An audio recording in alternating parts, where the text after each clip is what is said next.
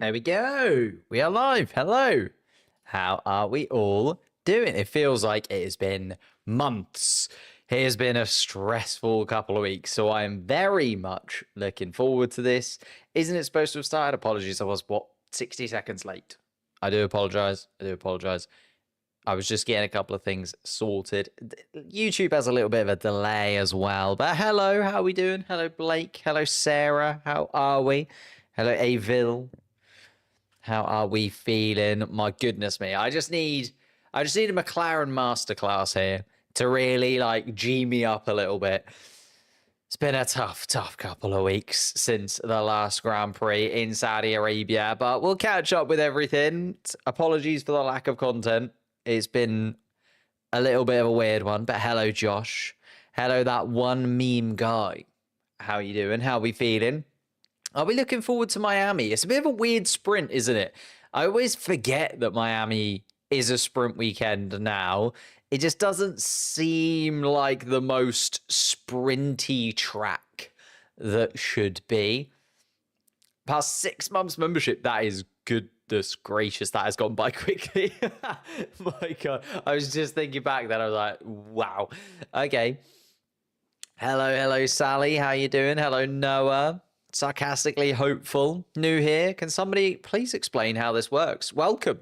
Join in, subscribe, like, the good normal stuff. And we will be watching the sprint qualifying session in just under half an hour, about 25 minutes, live with one another and a lovely community of people to chat about it with as we go through. Hello, Abar. Welcome. Stroll is going to extend his Q1 exits this weekend. Yes, 75 in his career compared to 47 compared to his teammates in that time. Obviously, he's had teammates here, there, and everywhere. He's had teammates at Williams, teammates at Racing Point. I was trying to remember what it was before Aston Martin. But yeah, Lance Stroll, not the greatest of records. And Aston Martin not looking like they're going to have the best of years. So Lance Stroll could be well clear with that record. I think it was Kevin Magnussen had 74 Q1 exits. But if you look at he'd been at Haas for a lot of that time, almost all of that time.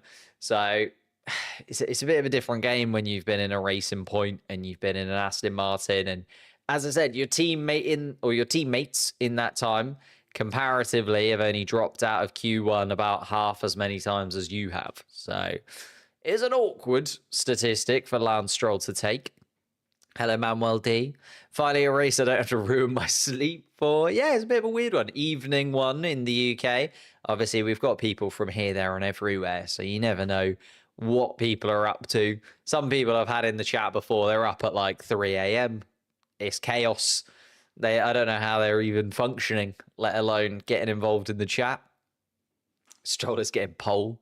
Has points. Should we get into the predictions for this weekend? I obviously put out the predictions for you guys to get involved in. If you want to get involved in those in the future, they go out on the community tab, or the posts tab, it's now called actually, on YouTube, the Monday of every race week. And it's an opportunity for everybody to vote as a collective as to what they think will happen come this weekend. And you get to vote on all the different things, from the winner of the Grand Prix, the drivers you think are most likely to be on the podium, the surprise package for the weekend, who you think is going to have a good outside shout at a weekend, the best team, and of course then a couple of negatives at the bottom there, which driver you think is going to struggle the most, and also which team you think is going to have the worst weekend. And you get to vote on all of them, and then I put together all of your votes to find your predictions. Shall we have a little chat about them and go through them, because they are a little bit interesting, aren't they? A little bit interesting. 1,300 here, one of the few times. Oh, 1,300. I thought that is your time. I got you. 1 a.m. though, Taha. Goodness gracious me. Finally, one in your time zone. I am very much looking forward to the European stint that is just about to occur. It's going to be a nice one for me. Your opinion on the livery. Which one? there's a few kind of special liveries this weekend that we can also have a little chat about. Some are good, some are absolutely horrendous. Not, pointing fingers, but Ferrari. Let's talk about your predictions first and foremost, though. Oscar Piastri is now the man to beat, of course, leading the Drivers' Championship and starting to get your guys' votes more often than not as the winner of each of these races. It was the first time he'd been ahead of Norris, was coming into the Saudi Arabian Grand Prix in terms of the voting for who was going to win the Grand Prix. He's managed to maintain that after turning the Saudi Arabian Grand Prix into his third victory of the season. And it does just feel like Oscar Piastri is in the form of his life and is hitting the ground running just at the right time this season. Still a long time to go. Only 5 races completed out of 24. But Oscar Piastri seems to be on an absolute sprint right now. And if he can lock in a lot of points, we saw it with Max Verstappen last season. If you can lock your points in early, you put yourself at the top of the standings, then everybody else is chasing. And it's just that little bit harder to be the chasing driver. Of course, gives you an extra bit of emphasis when you're the chasing driver and you've got a little bit more kind of pressure on you if you're the top driver of the championship already. But also, as we saw with Max Verstappen last year, it then allows you to play the game a little bit. It allows you to have a little look at what's going on behind you, what's going in and around the races, and put in the performances when you need to. Like we saw Max Verstappen step up. Whenever Lando Norris seemed to have a good weekend, Max Verstappen had a good weekend too. Whenever Max Verstappen had a bad weekend, he made sure Lando Norris had a bad one as well. That's what you can do when you're leading the championship. Then you've got Lando Norris in second place and Max Verstappen in third place just behind. So maybe we'll see a Max Verstappen win here. Red Bull have pushed forwards their big upgrade. So big upgrade moving forwards. Was supposed to come in for Imola, but they've actually added it on this weekend to the floor of their car. Maybe that's the turning point that Red Bull need to really kind of click into gear this year, because it's been very up and down, hasn't it? I know Max Verstappen won the Japanese Grand Prix and has been on the podium fairly consistently, but there's still been a little bit of a fractious feel around Max Verstappen's season so far, and especially the relationship that he's got with Red Bull at the moment, and the fact that they haven't been able to continue the dominance that we saw at the beginning of this regulation cycle. Throughout 2024, it started to ebb away from him, but he managed to still get that title. This year, you'd say he's still in the title battle, but at the moment, he's third or maybe even fourth favorite, depending on how much you anticipate Mercedes and George Russell getting better as the season progresses. But I think that top 3 is the general top 3 we're going to see for the majority of the races, up until maybe Spain, where you've got that change of front wing, maybe an adaptation and some upgrades from some other teams as well. Could be that we see a change to that top 3. But at the moment, seems pretty locked in, and you guys seem pretty consistent on your voting for who's going to be where. Totally forgot there's a sprint. Miami does feel like a weird sprint weekend. Said that at the beginning of the live stream. It doesn't quite remind me of a sprint weekend yet, even though it's been a sprint weekend last year. And we've only been in Miami, is this the 3rd time we've been at the Miami Grand Prix? So it should really feel like a sprint weekend, but it just doesn't quite seem like the track that is made for being a sprint weekend.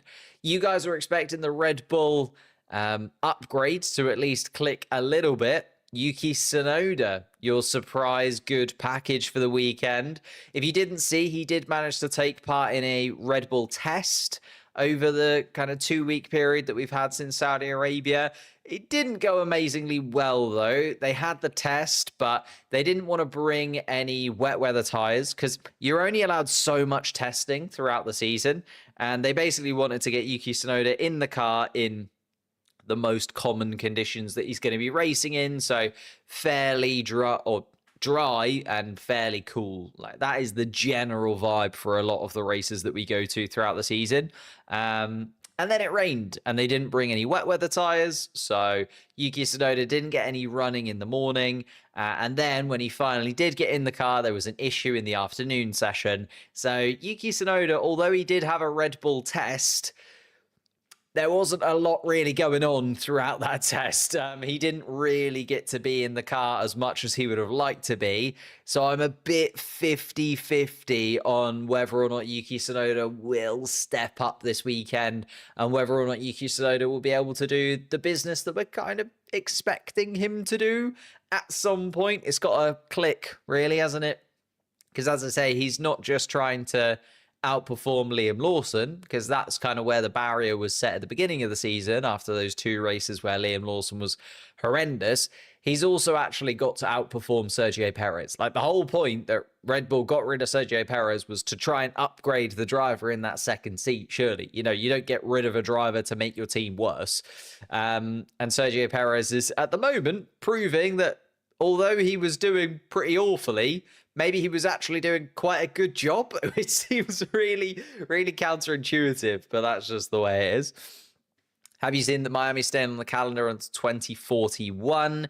Yes. I think a lot of the races now, especially some of the newer races, are going to aim to get very, very long contracts. So I think, like, you're seeing it already with things like Vegas. I think we'll get a similar kind of extension, maybe not 2041, but yeah, I think a lot of races are going to aim to get 10-year contracts, because not only do they want to be part of the next regulation cycle in 2026, they're also probably looking at the regulation cycle from 2030 onwards and eyeing that up, because that's also going to be quite a lucrative time to be in Formula One, assuming that it continues to grow in the same way that it does. So I think a lot of the teams and a lot of the circuits, especially because we've kind of heard that the calendar won't really get any bigger than maybe 25, 26 races. They're trying to, I think the drivers and the teams are sort of putting a cap on that when it comes to the next cycle of regulations, and obviously the discussions that they get to have with the FIA and putting in place the kind of Formula One rules in and amongst it. So I think a lot of the teams will be aiming to cap the races at like 25, 26 if they can. And therefore, a lot of the tracks will be wanting to get really long contracts on the board so that they don't get, undercut by another new track that wants to join the calendar. Rajiv, shout out. Sure. There you are. Rajiv Nehal. Max to win the sprint. Ooh, ouch. Hello, Anish. How's my day been? Pretty busy, but good. I'm glad we're back into the rhythm of a race weekend. I'm enjoying the fact that it's a sprint as well. 4 streams coming your way and a bonus stream. If you are a member, you get that post-race discussion. It's quite nice, actually. It's very relaxed. We just kind of have a bit of back and forth about the race that has just happened. We get to watch the podium ceremony. It's a nice little back and forth, an enjoyable little sort of half an hour to an hour, just winding down after the race and delving into some of the controversies that always come along with a Formula One Grand Prix weekend. But yeah, in terms of Yuki's surprise, linking all the way back to that, what would be a good weekend for Yuki Tsunoda? Points, obviously, but, whereabouts in the points does Yuki really have to be? Or is it just within a certain distance of Max? Is it, okay, if he qualifies within 3/10 of Max, 4/10 of Max, is that okay?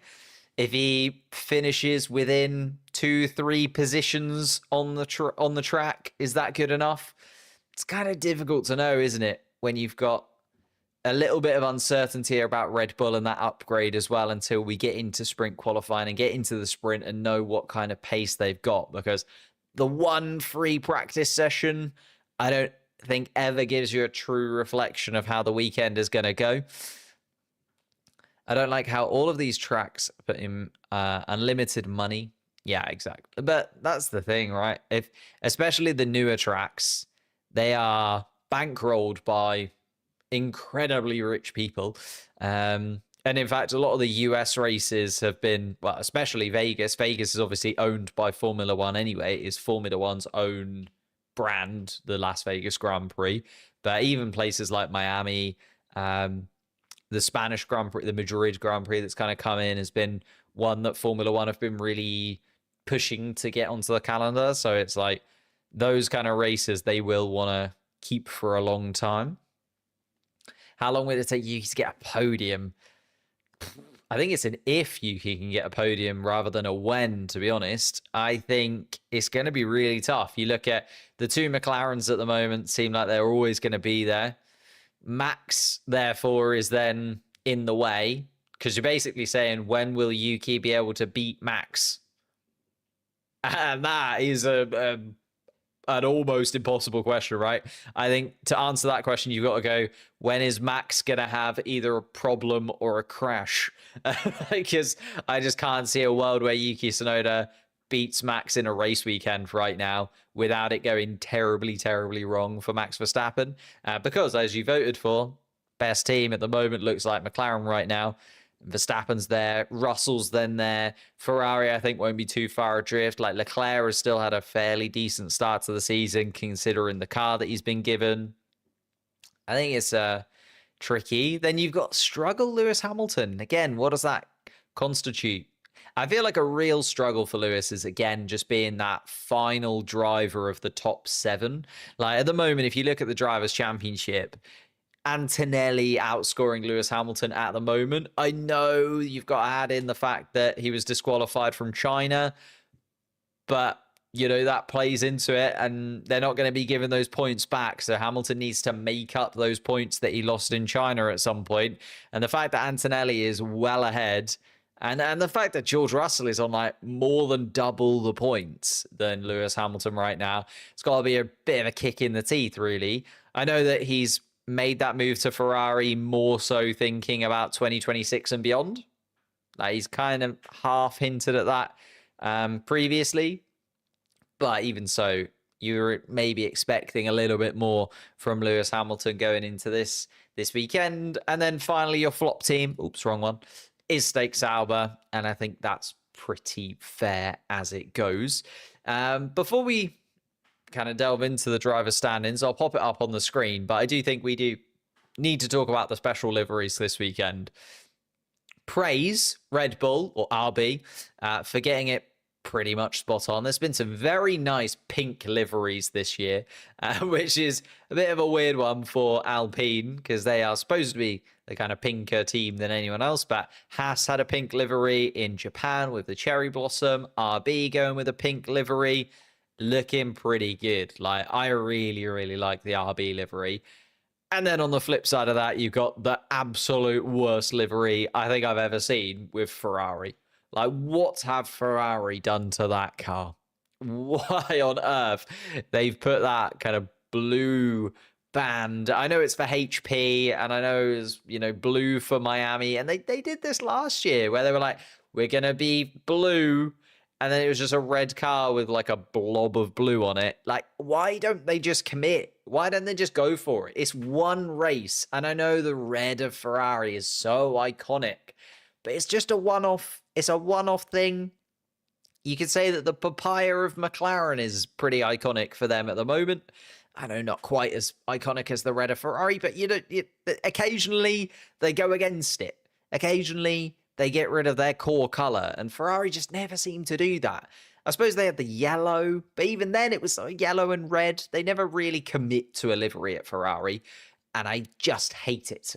Like, I just wish they'd go one time and really commit to a livery. The only time they've committed to a livery was when they did the Monaco livery for Charles Leclerc, but that's just red and white anyway, because it was the flag of Monaco. So it just didn't matter.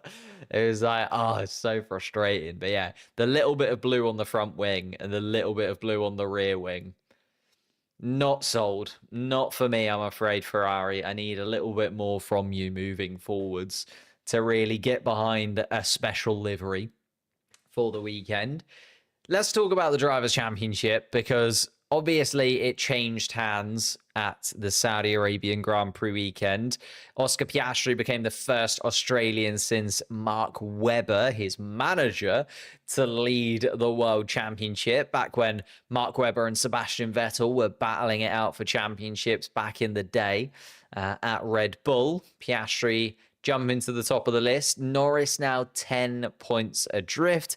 Verstappen 12 points adrift. Like, I thought Verstappen would be a little bit further behind by this point, considering the amount of negativity that there seems to be around him and a Red Bull, but he just does keep delivering the performances, doesn't he, Max? It's always a little bit better than you kind of expect it to be.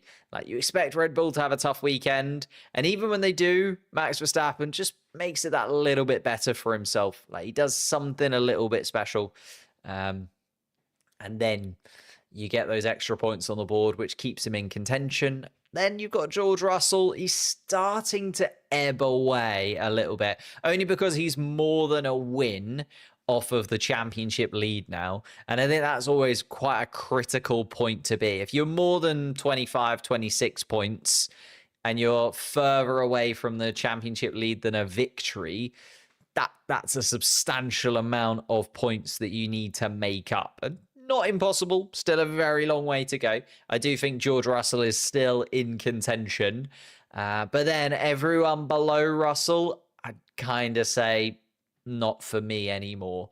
I think Charles Leclerc is too far off of it now, which is such a shame because he should have been the kind of guy that was in contention for the championship alongside the McLarens, right? That was what we were hoping for and expecting coming into the season, considering how well Ferrari managed to cope with the end of last year. There was a point in the middle of the season where Charles Leclerc and Oscar Piastri were the two most informed drivers on the grid. Ferrari then had that upgrade in Monza, and it looked really, really great. Then it's just so annoying. And like, I can't imagine what it's like to be a Ferrari fan, because it must just be so grating that you're like, yes, we've got everything. It's looking fairly good coming into the start of the season, and they're just so far adrift. Like, they're not even close to winning a Grand Prix where we thought they'd be in the championship battle. So annoying. Antonelli in 6th place, 38 points. Hamilton, as we just touched upon, 7th place, kind of worst of that top 7. And I know we're missing a Red Bull from the top 8, you could argue. But, you know, the Tsunoda, Lawson stuff going on has just meant that it's been pretty horrendous for them. So it's going to be a top 7 this year. And then maybe Yuki Tsunoda can climb his way back into the top 8 by the end of the season. But I just can't see Yuki Tsunoda finishing any higher than 8th in the championship. Albon, Ocon, Stroll have kind of been the 3 drivers that have been most in form. Stroll falling off of it a touch now. Like, Stroll got those 10 points in on the board fairly early on, first couple of races. Last few races, it's started to dip. And I think Aston Martin just looks so far off of, again, where we maybe expected and thought they would be. I know they're focusing on 2026, but there's focusing on 2026, and there's literally just like throwing a season away. Like, that is what Aston Martin are doing at this point. They are just chucking 2025 in the bin, not even considering it as effectively a season, and just deciding that they're going to be there. Who's been the worst rookie so far this year?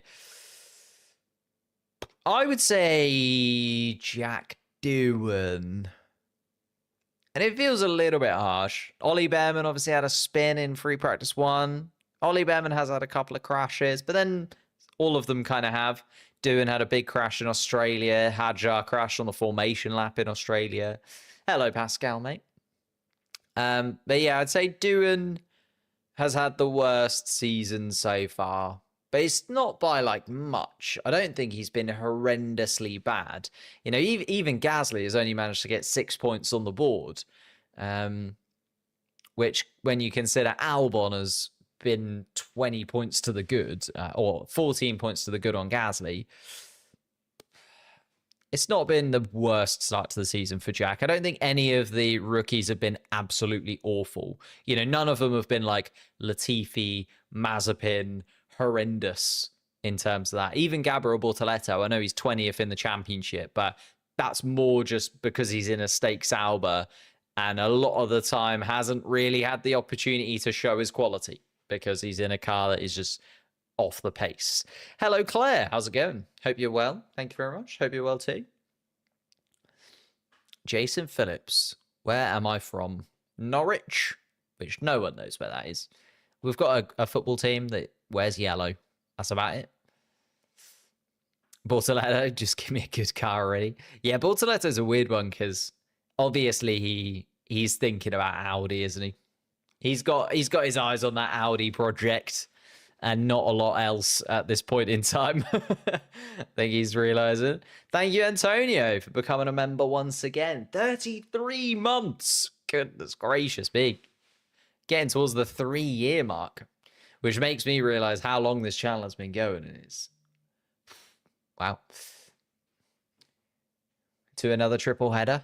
Yes. Yes, indeed. I can't actually. I feel like the triple headers are great, but then also it makes me realize like how quickly the season has gone. We're over a fifth of the way through the season already, and it just seems like minutes ago that we were at testing, and it's so frustrating because I haven't been able to do a lot of the stuff I've wanted to do this season because still waiting on the house move, still trying to get a new job, still trying to do other stuff, and it's so annoying because I've got so many things that I'd like to be able to do, and I promise they will come.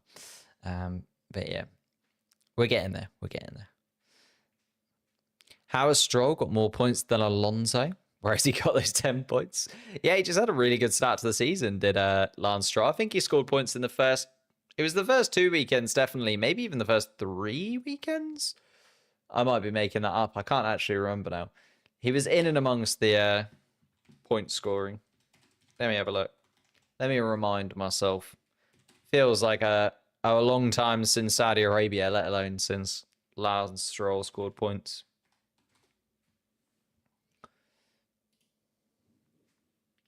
Let's have a look. No, it was just the first 2 weekends. Oh, yeah, of course, in Japan he came last. First 2 weekends. 8 points in Australia, 2 points in China.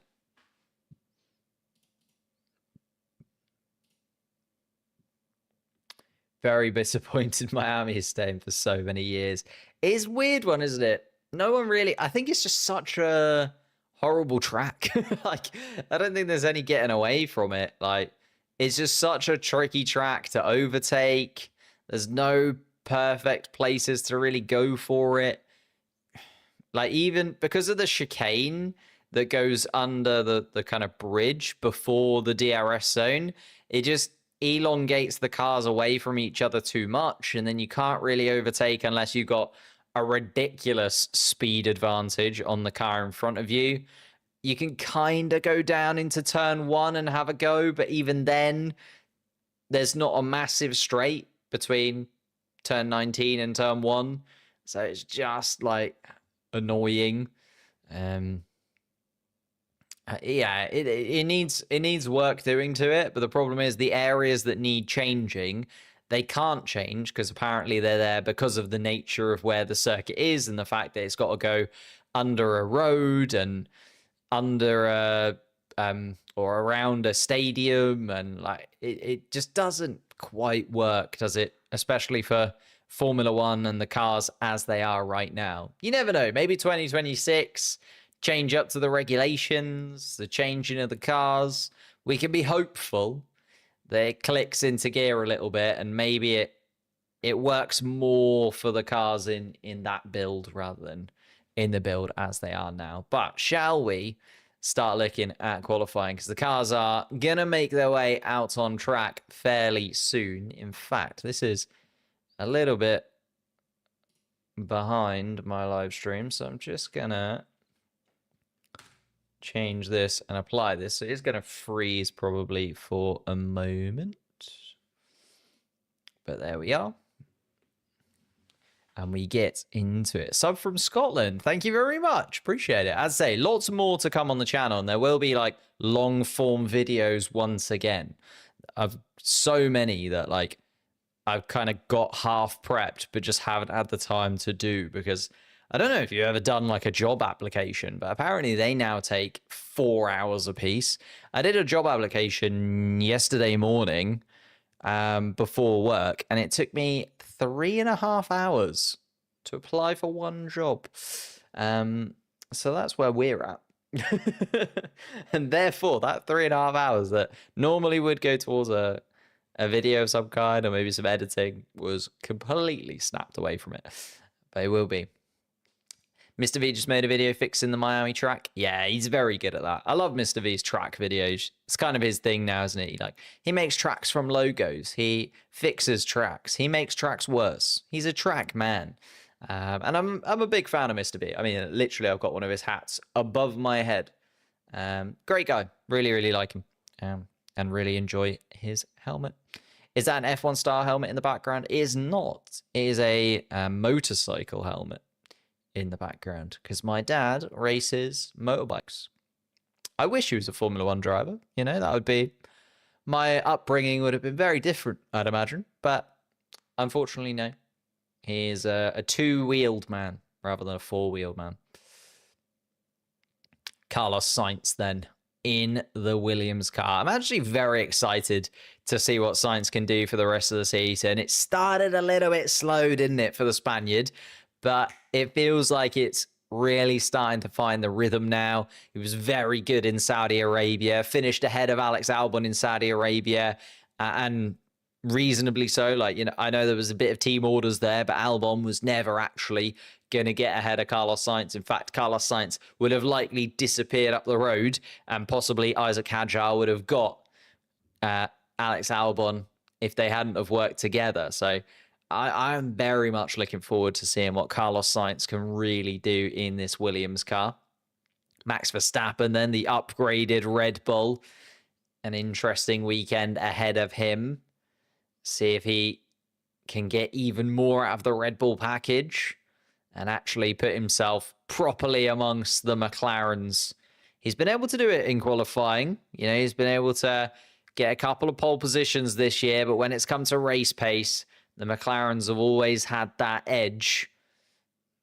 Verstappen winning out in Japan thanks to the lack of any kind of tyre degradation, and similar to what we saw in Saudi Arabia, the tyres do just seem to go forever at the moment in Formula One. Something, again, that Pirelli need to have a look at, in my opinion. They adapted the tyres for the Saudi Arabian Grand Prix, but it just still didn't work in terms of the compounds that were there to be used. And Max Verstappen, a 127.9, puts himself top of the timing sheets. Yuki Tsunoda 1.2 seconds off, so hopefully not an actual respective at time from Tsunoda. Carlos Sainz also 8.5 tenths of a second adrift of his old teammate back when they were both very young in the sister Red Bull team. And the top two for the moment until Alex Albon comes across the line and puts in a 128.4. So finds 4 tenths of a second on his teammate in that first run. Of course, medium tyres have to be used in this first sprint qualifying session. It is medium tyres until we get to SQ3.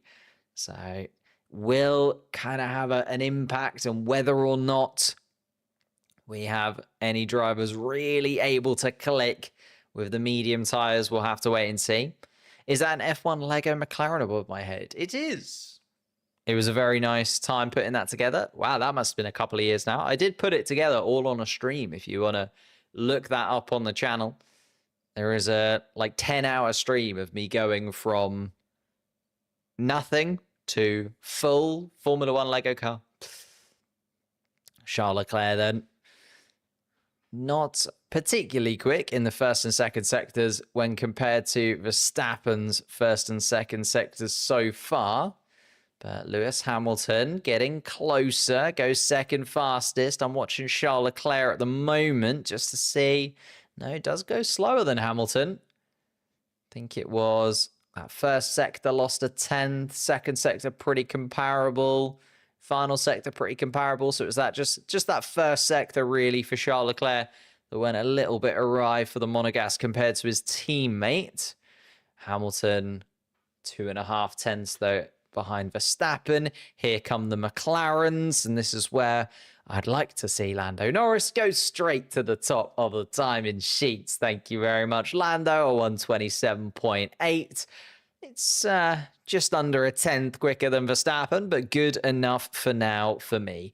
All I want to see is some McLarens at the top of the timing sheet, and will make my week a hell of a lot better than it has been. Max Verstappen still second fastest. Oscar Piastri goes third fastest. 2.5 tenths of his teammate. Was quicker than Norris in the only free practice session that we've had this weekend. Piastri was top of the timing sheets. Which app am I using for this data? I'm using Multiviewer. You do have to have F1 TV to use it. But apart from that, it is completely free. So if you have F1 TV, you can get Multiviewer completely for free. Antonelli, hello, goes top of the timing sheets. 127.8 from him. 0.03 of a second quicker than Lando Norris's time. And George Russell only 5th fastest. So Antonelli really flying there to begin with in this first qualifying session. Of course, we are only really looking for those bottom 5 drivers. Isaac Hadjar yet to have set a lap time, but Jack Doohan, Yuki Tsunoda, Gabriel Bortoleto, and Ollie Behrman, the 5 drivers that we should really be keeping an eye on at this point. The 5 slowest drivers will drop out of this first qualifying session, 15 advancing into the second part. Gabriel Bortoleto on the radio. Ooh, right side touched the wall on the exit of turn 16. He's on the radio straight away just to get that checked.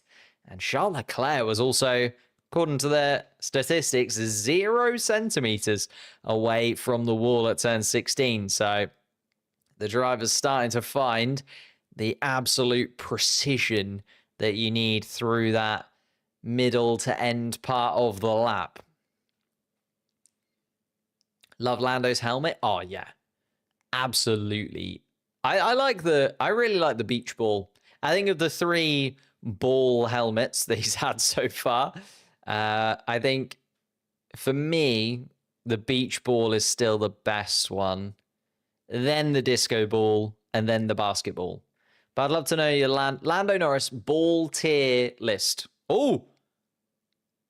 And there's an Alpine that didn't quite get out of the garage in the right angle and nearly bumped itself into the pit wall.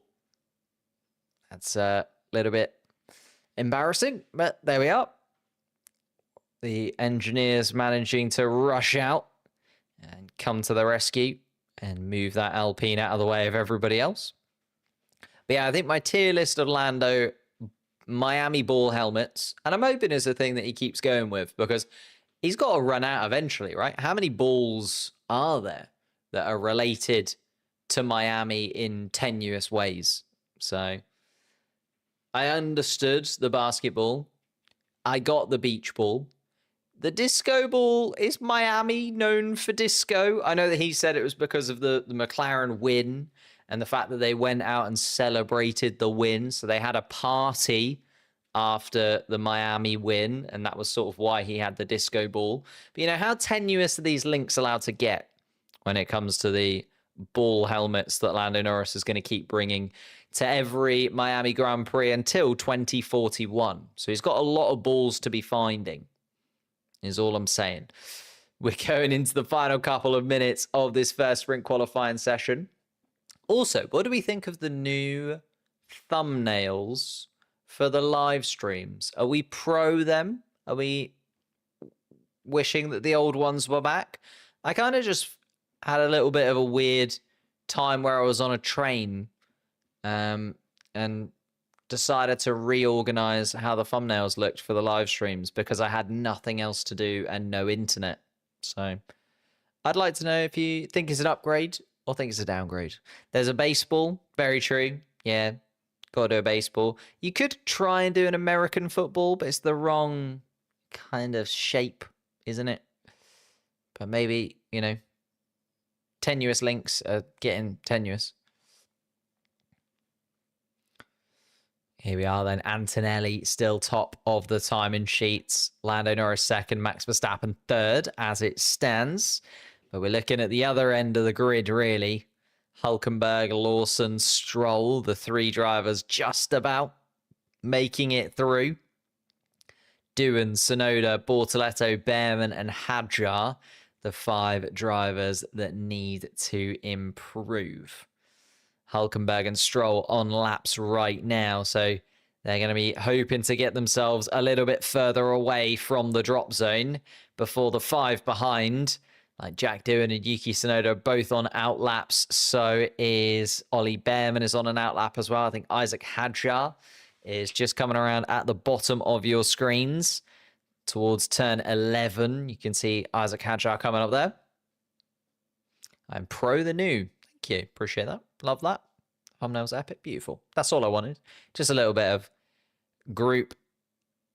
Oh, here we go. Lance Stroll, can he improve? No, stays 15th fastest. Nico Hulkenberg goes up to 9th. Takes the checkered flag. Jack Doohan and Yuki Tsunoda don't get there. They don't even get to start their lap. Gabriel Bortoletto doesn't improve. Ollie Behrman didn't make the line. And Isaac Hadjar is the only driver then that might be able to get himself out of that bottom 5. Is Lance Stroll going to have another Q1 exit added to his list? Isaac Hadjar, it's not too bad in the first and second sectors, will go forwards and will improve. Isaac Hadjar goes to 8th fastest and drops Lance Stroll. That was pretty horrendous from the drivers at the bottom there.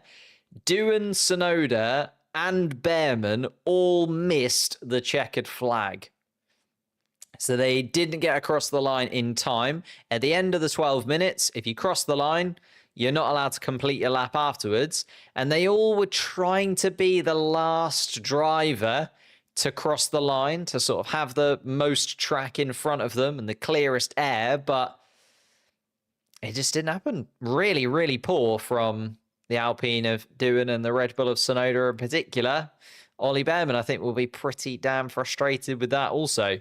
Liam Lawson can see himself a tiny bit lucky in that none of those drivers managed to make it before the checkered flag, meaning he slots into 15th place and manages to get himself through.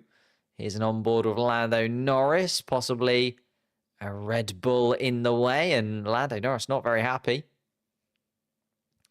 And saying that he got held up by Max Verstappen. I mean, both of them still through. George Russell, though, and Kimi Antonelli topping the timing sheets. Is it going to be a Russell Antonelli front row? Alex Albon third as well in the Williams behind. Oh, and it was Yuki Tsunoda was actually held up by his teammate. He was held up by Verstappen at the final corner. And Tsunoda then didn't make it across the line. Behrman then came behind Tsunoda as well and didn't make it across the line in time.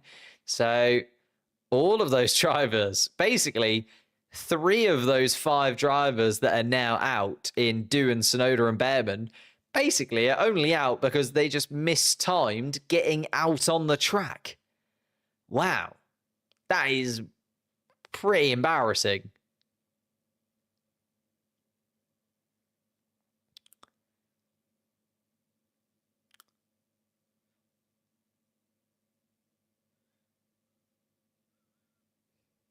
Yeah.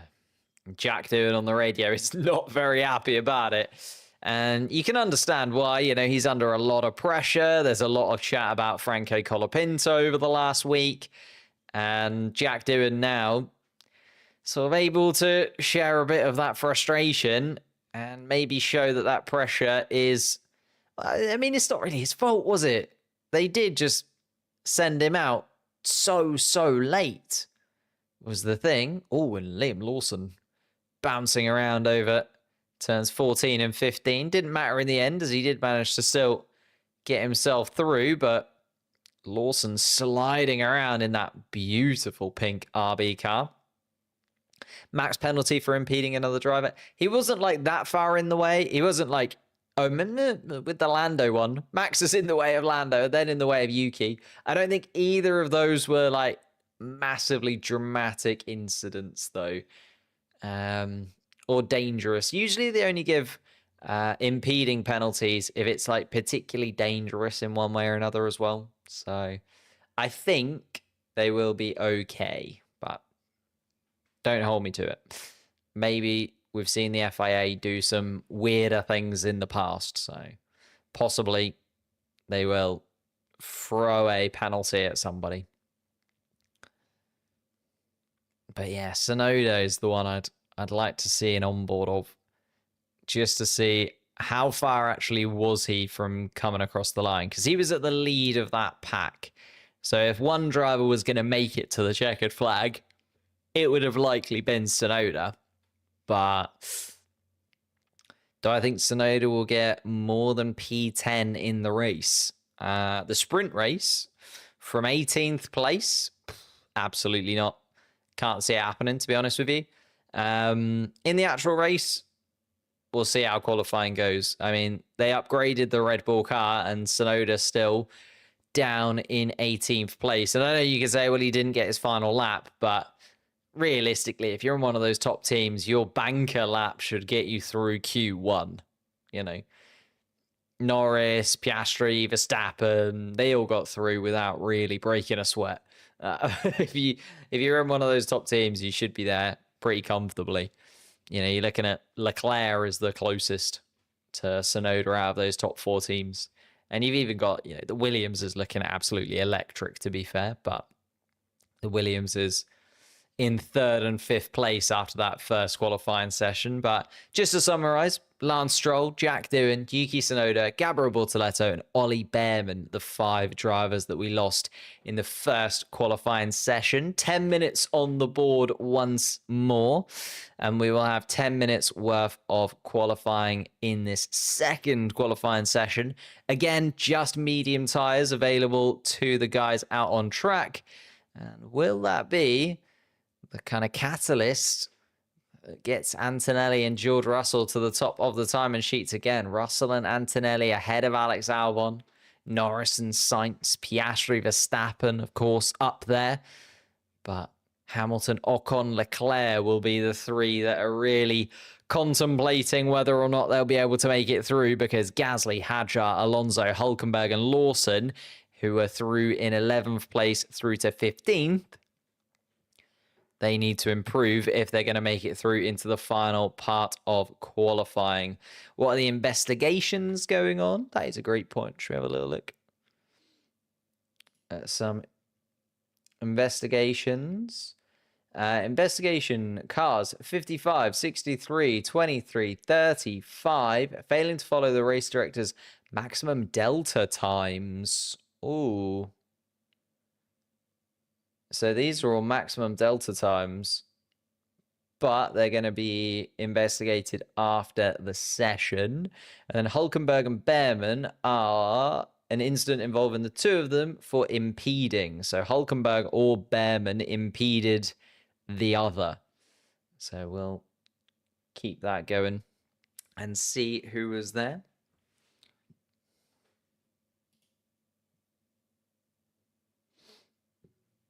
But yeah, Bortoleto, Albon, Lawson, Sainz, Russell are all going to be investigated after the session for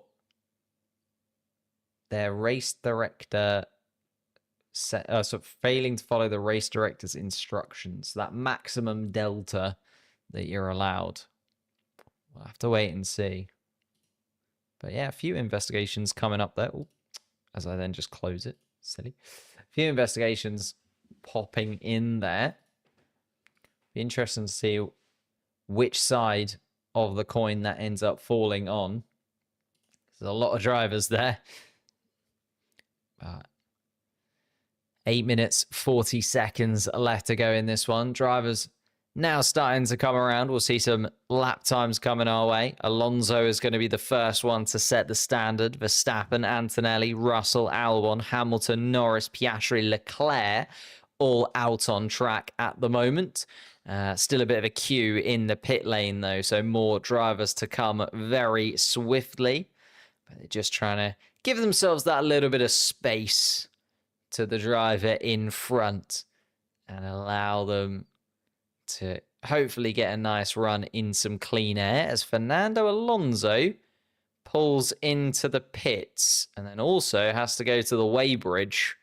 So not sure why Fernando Alonso just did an outlap there, but then didn't go around for the rest.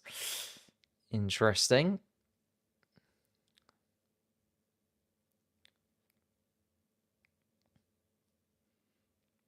Max Verstappen then is actually going to be the first driver to put a lap time on the board. Let's have a little look at what Verstappen can do. A 28.9 through the first sector. Antonelli and Russell, the two drivers behind. So let's see whether or not the Mercedes cars can keep themselves at the top of the timing boards. Antonelli not quicker than Verstappen through the first sector, just a couple attempts adrift. George Russell, a 10th of Max Verstappen as well. So Verstappen has the advantage in the first sector over the two Mercedes drivers at the moment. Second sector from Max Verstappen is a 33.6 as he's now coming down that back straight, which he did get a little bit wrong earlier on when he was in front of his teammate. I don't know whether actually he was trying to get out of the way of Yuki Tsunoda, possibly, but there we are. Kimi Antonelli with a faster middle sector than Max Verstappen. So Verstappen with a 27.7, 25 dead in the final sector. Kimi Antonelli, though, making up a 10th in that middle part of the lap. So depending on this final sector, could be the Mercedes back to the top of the timing sheets, and it is just about by 0.002 of a second. So almost identical laps between the two, but Kimi Antonelli, that final sector was just good enough to get himself above Max Verstappen, despite losing a couple of attempts in the first sector. Alex Albon comes across the line, isn't quite up to the standard of the Red Bull and Mercedes cars ahead of him. He slots into 4th of 4 right now. Lewis Hamilton just coming around the final corner, only 5th fastest from Hamilton at this point in time. 10th and a half off Alex Albon in the Williams. Lando Norris goes quickest in the middle sector and is just coming around the final corner to go top of the timing sheets with a 127.5. And Norris then fastest at the moment up until Oscar Piastri. I thought so. He comes across the line. Was just looking very quick in that final sector. Oscar Piastri, a 127.3. Charles Leclerc also jumps up into 6th place. So Albon now in a Ferrari sandwich. And George Russell not liking this tyre. So the medium compound tyre, not to George Russell's liking, even though he was... Maybe it's that set? Because he was quick in Q1. So where do I get these sector times? They are from Multiviewer. And there are lots of investigations for a lot of impeding that was going on. And also a lot of drivers not sticking to the required lap time as Alex Albon goes bumping over. Ooh, I do quite like the Fanta orange. I know it's not Fanta, but because it's orange and it's the same orange as Fanta, the Fanta orange helmet that Alex Albon has got going on this weekend. Although he did just nearly put his Williams in the wall, so maybe he needs a little bit less sugar to calm himself down a touch. 5/10 between the Ferraris. Hamilton just doesn't see him on it, does he?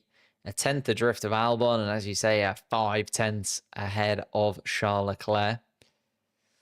It's going to be a tough weekend for Hamilton, it seems like. Once again, you guys voted for Hamilton as the most likely driver to have a bit of a struggle throughout the Miami sprint weekend.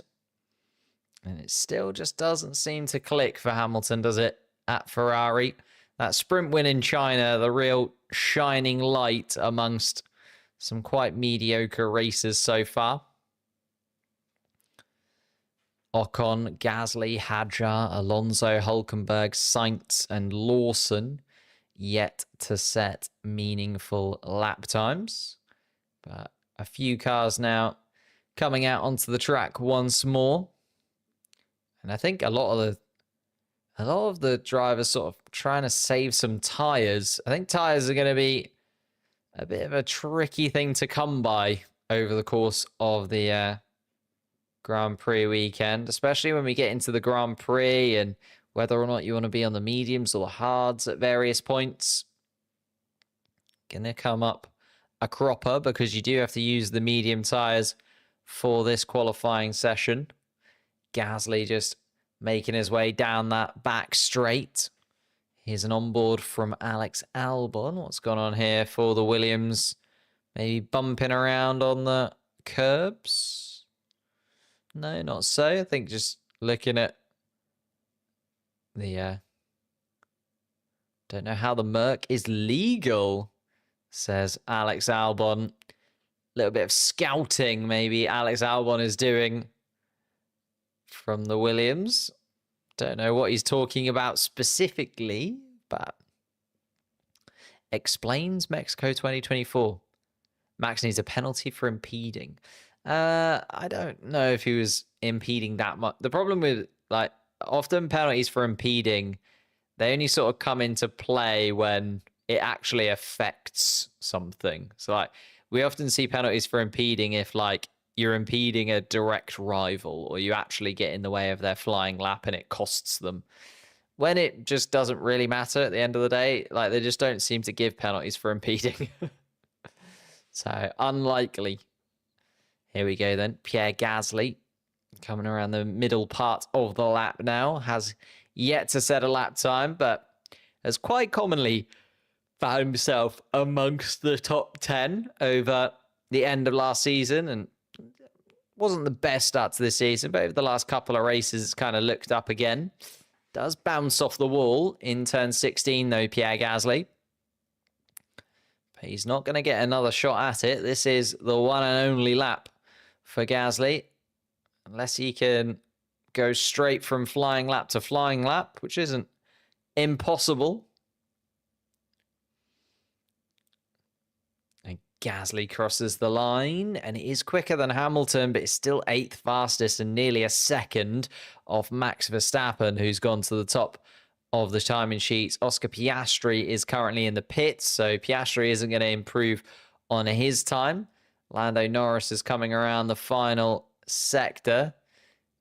And Gasly, just a little bit wide at turn 16. That was why that rear right tyre, I think, does kiss the wall. Just seeing it on board. Yeah. Oh, actually, doesn't just kiss the wall. That is a bump with the wall from Pierre Gasly's Alpine. Nico Hülkenberg comes across the start-finish line to take the checkered flag first of anybody and actually goes 7th fastest. So Hamilton is now on the bubble. Lando Norris is going to improve and go quickest. But again, we're not really looking at that part of the track at the moment. We're looking at Esteban Ocon, who comes across the line to go 8th fastest and puts Lewis Hamilton into that bottom 5. Hamilton is on a lap, though, just coming towards turn 9 and turn 10 on your screens, which is at the bottom of the picture. Norris and Leclerc have taken the checkered flag. Here comes Isaac Hadjar to go 7th fastest. That puts Pierre Gasly out. So Gasly is going to be out of it. Alonso then comes across the line to go 7th fastest instead, which then puts Alex Albon down in that bottom 5. But Albon is on a lap. Carlos Sainz is going slowly. And Carlos Sainz, I think, has got a problem because he is not going to set a lap time. That is really frustrating for Carlos Sainz. He is guaranteed to be out after not setting a banker lap. Here comes Kimi Antonelli to go 4th fastest in the Mercedes and guarantee himself a spot in the final part of qualifying. Liam Lawson can't do enough as he takes the checkered flag. And Lewis Hamilton then is the man to watch, and Hamilton does get himself into that top 10. So Hülkenberg drops down into that bottom 5. And it is Hülkenberg, Ocon, Gasly, Lawson, and Sainz, who are the 5 drivers who are going to start 11th through 15th place. That was leaving it late by Lewis Hamilton there, but managed to do it.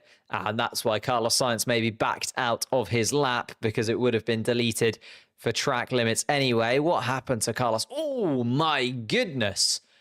Carlos Sainz, a huge lockup.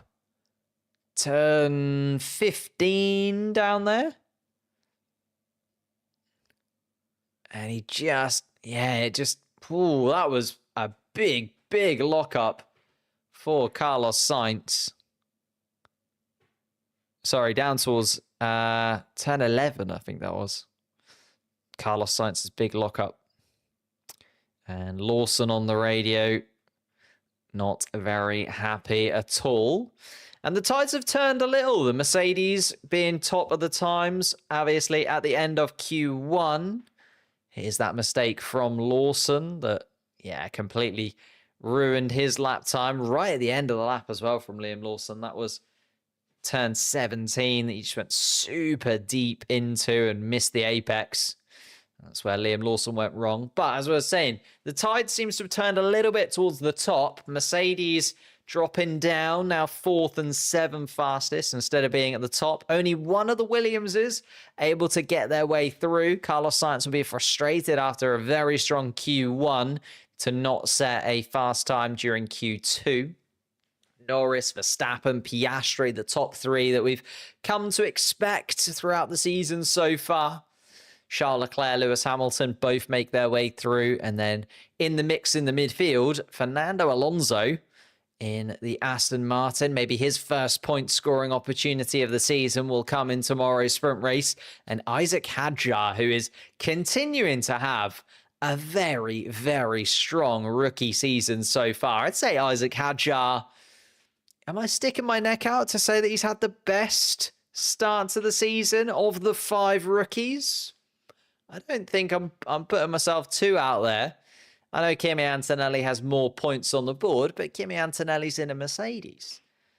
Isaac Hadjar is looking very strong indeed in that second Red Bull car. And outside of what was an absolute disaster first race, he has very much got there.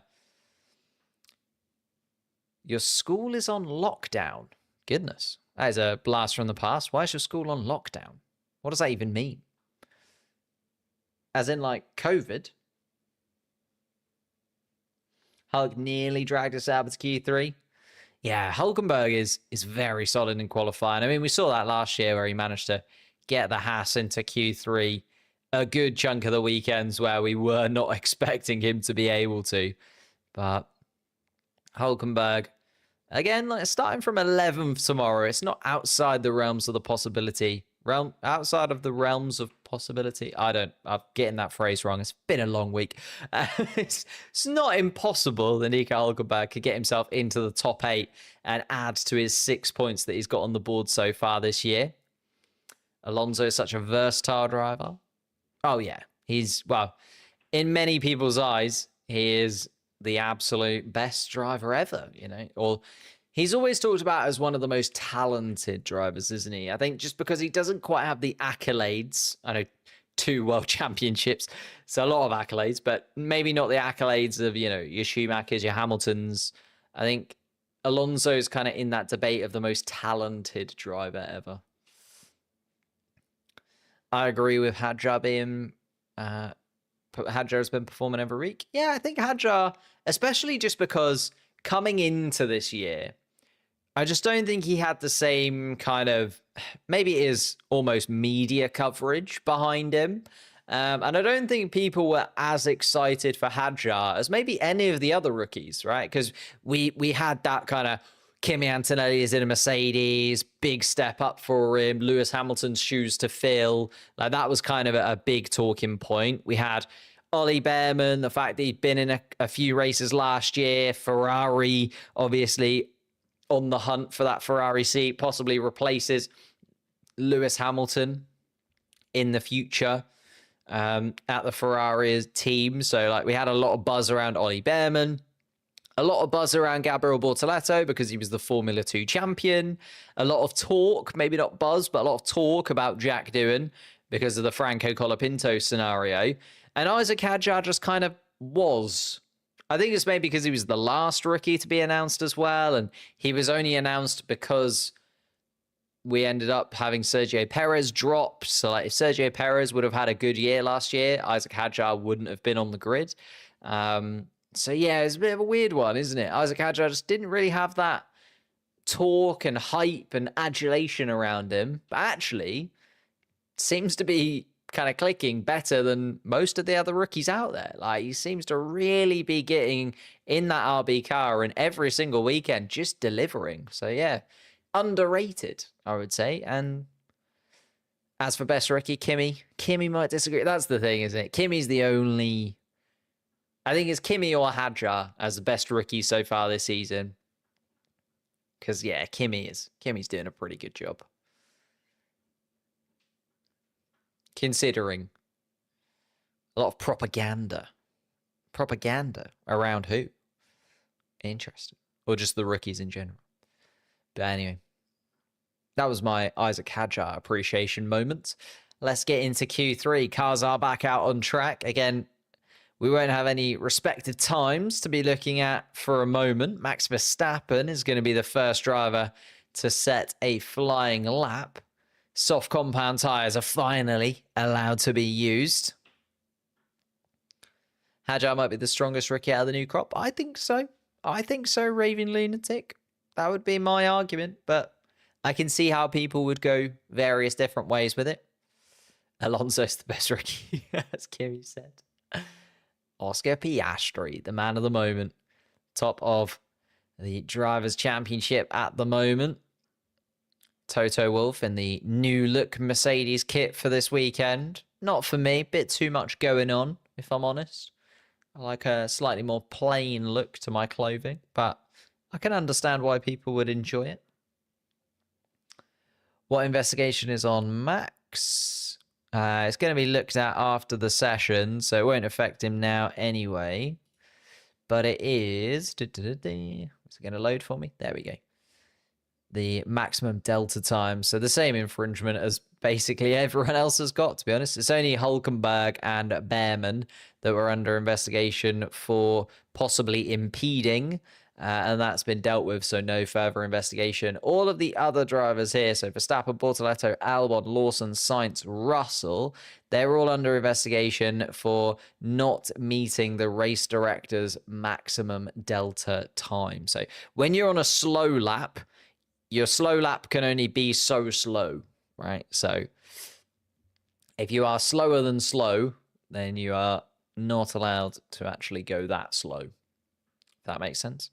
Max Verstappen, though, is setting a fast lap. Let's pay attention to it. Russell, 0.04 of a second slower than Verstappen through the first sector. It's going to be just these two battling it out for now, as nobody else is out on the track. Verstappen then sets a 33.3 middle sector. Can Russell bounce back from that and set the standard in the middle sector as well? Yes, he can. So now it is advantage Russell as he goes a lot quicker through the middle sector. Max Verstappen comes across the start-finish line for a 1:27 dead. And Russell has the advantage, but still needs to be pretty much spot on through the final sector. Here he comes, George Russell. It's going to be a tenth or two at best, and it is a couple of tenths, actually. It's a very quick final sector from Russell. Did even better than I was expecting through that final sector, did George Russell. And the Mercedes absolutely flying down that back straight by the looks of things. A 1:26.7 for George Russell. And he is looking quick, isn't it? That Mercedes car is just looking fast this weekend. It does have a few Grand Prix every year, doesn't it? That Mercedes car, where it does just seem to click into gear. Maybe this is the one. Sally reminding you to leave a like and subscribe. That'd be absolutely amazing. We have got just over 500 people, which is really good for a sprint. A lot of people just skip the sprint streams, if I'm honest. So thank you guys for joining. I massively appreciate it. And if you could hit the like button, it does massively help out the channel. Subscribe if you're new. We're also trying to get to 30 members on the channel by the end of the year. We've gained 19 already, and we're only 5 races in.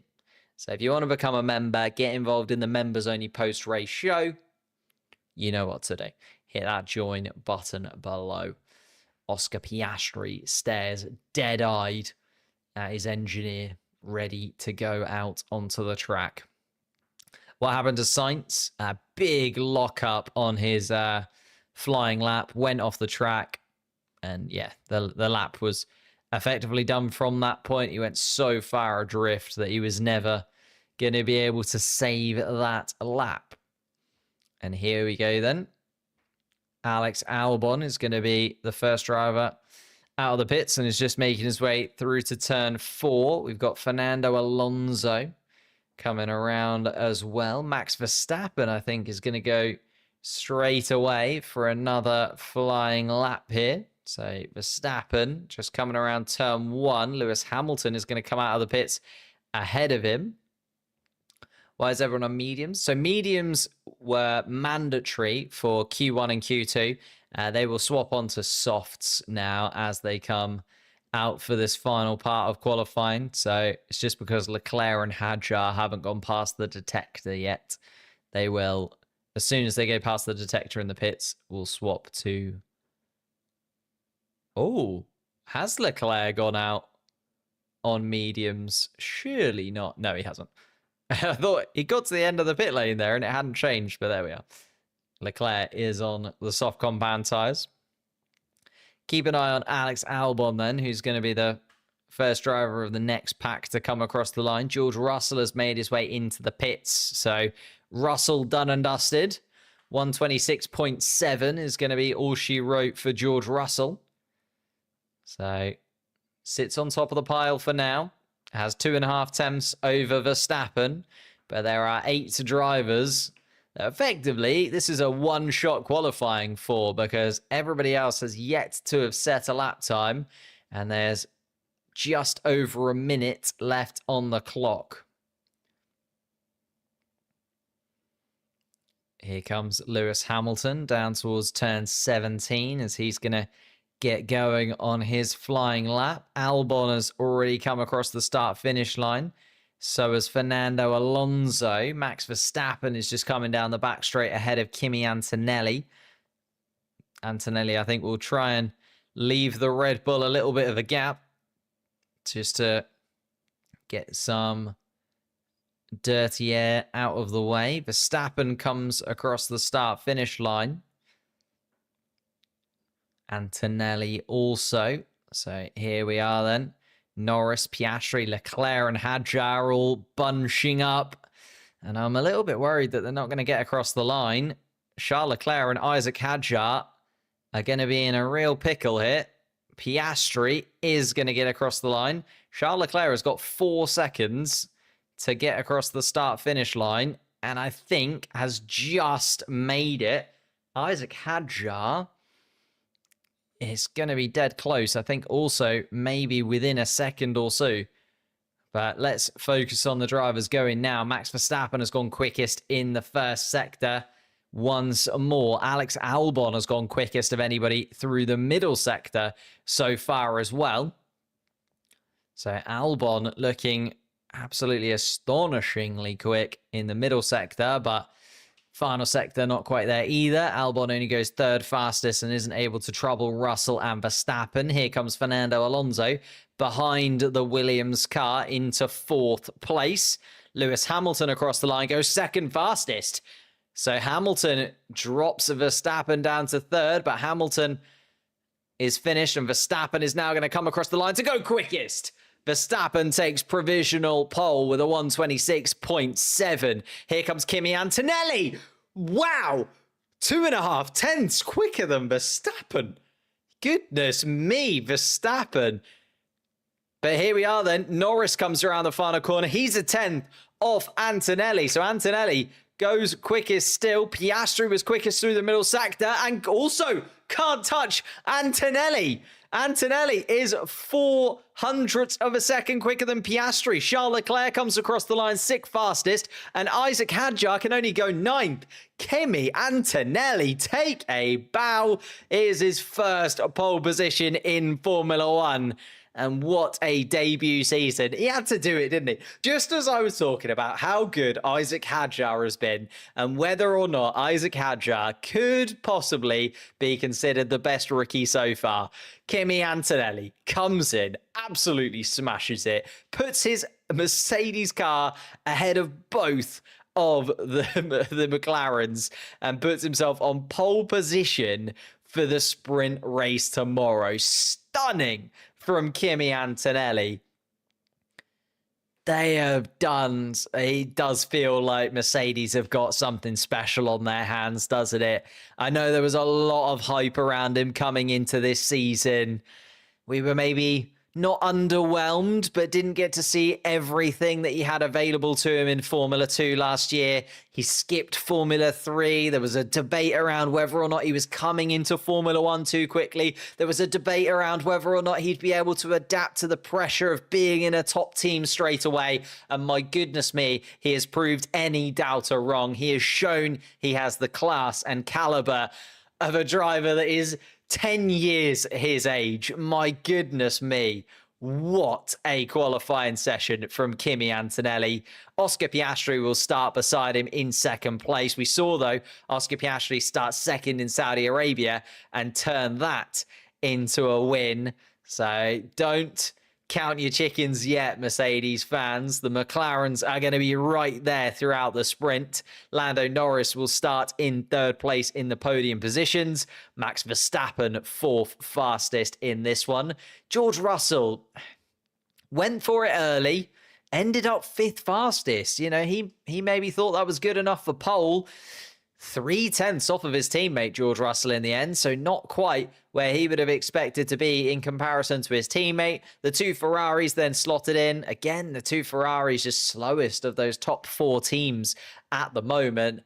Albon, Hadjar, Alonso then behind.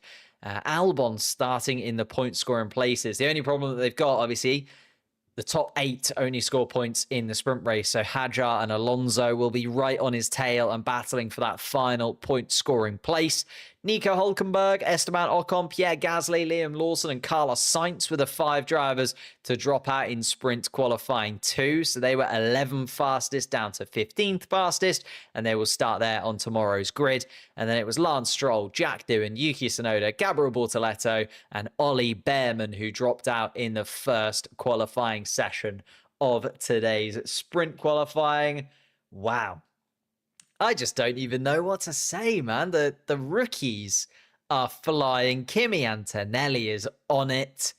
And you just love to see it. You just love to see it. Especially when, you know, there's a few of the old guard in there as well. Hamilton and Alonso, your drivers in your 40s, mixing it with Antonelli and Hadjar, still in their teens. Like, it is just such a mix-up on the grid right now. And the quality of this grid is so strong. Just, I'm hyped. I'm just loving Formula One at the moment. I think it's got everything that it needs. Oscar Piastri, current World Championship leader, congratulates Kimi Antonelli as he takes his first pole position in Formula One.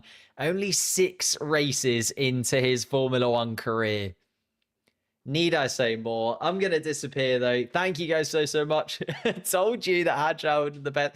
I know, Antonio. I always jinx myself. I don't know why I say it. I don't know why I bother. But I'm going to leave you all there. Thank you guys so much for watching. Leave like, subscribe, all of that good stuff. And I will see you tomorrow for another couple of live streams. We'll be live for the sprint race itself and then for the qualifying of the actual Grand Prix. Will we see another pole position from Kimi Antonelli? You'll have to wait and see. I really hope so, though. Won't that just make the Grand Prix absolutely ridiculous?